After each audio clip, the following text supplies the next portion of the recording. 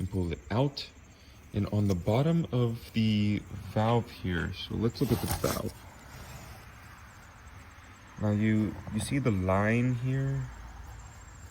Not where it's like black from here to here. It's kind of rough looking, but this line right here, this is what you want to have nice and smooth.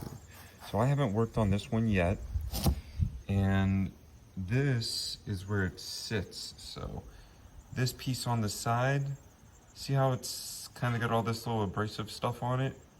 That just rusts over time and it doesn't sit correctly, and then it starts to leak your mixture out of the combustion chamber and back up in to the intake, or well, this is the intake, or this one, which is the exhaust. Now you see how it's kind of rough all the way around? This one I did already. So see how it's cut nice and clean? The valve will sit up in there nice and clean, smooth.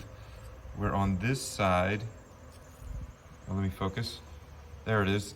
You see all the rough around it? It'll never get a complete seal.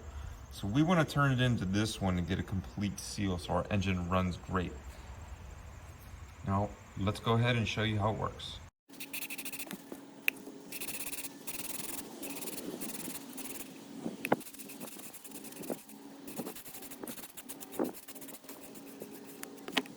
So as you can see, you see the solution, it pushed it down and up. That's exactly what you want.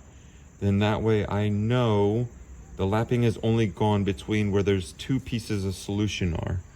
So if there was a perfect line here, then there would be something wrong. So that whole gray line, we just cut that whole gray line in there to go flat. You see the valve? See in the middle, that whole gray line? We have just set all of that.